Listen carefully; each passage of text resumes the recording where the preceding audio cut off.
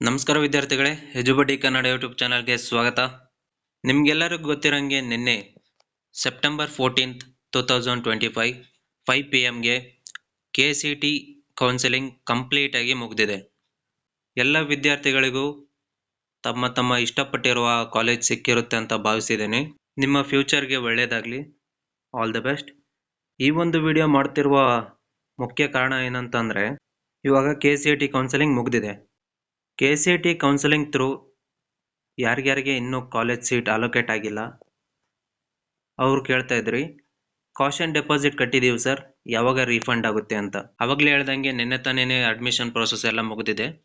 ಆದ್ದರಿಂದ ನೀವು ವೆಯ್ಟ್ ಮಾಡಬೇಕಾಗುತ್ತೆ 1 week, max to max 1.5 week ಅಷ್ಟೇ. ನೀವು ಕೇಳ್ಬೋದು ಯಾವ ಥರ ಬರುತ್ತೆ ಅಂತ.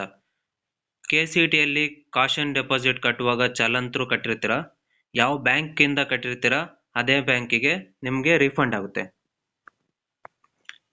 ಇಷ್ಟೇ ನಿರ್ದಿಷ್ಟವಾದ ಸಮಯದಲ್ಲಿ ಬರುತ್ತೆ ಅಂತ ನಾನು ಹೇಳೋಕ್ಕಾಗಲ್ಲ, ಬಟ್ ನಾನು ಇಷ್ಟಂತೂ ಕನ್ಫರ್ಮ್ ಮಾಡ್ಬೋದು, ನೆಕ್ಸ್ಟ್ ವೀಕ್ ಅಥವಾ ಅದರ್ ನೆಕ್ಸ್ಟ್ ವೀಕ್ ಒಳಗಡೆ ಪಕ್ಕ ಬಂದೇ ಬರುತ್ತೆ. ರೀಫಂಡ್ ಅಂತೂ ಪಕ್ಕ ಆಗುತ್ತೆ, ಏನು ವರಿ ಮಾಡ್ಕೋಬೇಕಾಗಿಲ್ಲ ನೀವು.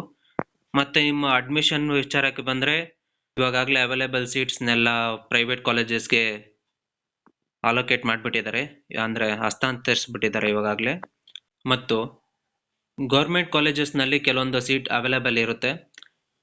ನಿಮಗೆ ನಿಯರ್ ಯಾವ ಕಾಲೇಜಸ್ ಇದೆ ಅಲ್ಲಿ ಹೋಗಿ ವಿಚಾರಿಸಿ, ಗೌರ್ಮೆಂಟ್ ಸೀಟ್ ಬೇಕಾದವರಿಗೆ ವಿಚಾರಿಸಿ ನೀವು ಅಡ್ಮಿಷನ್ ಮಾಡ್ಕೋಬೋದಾಗಿರುತ್ತೆ.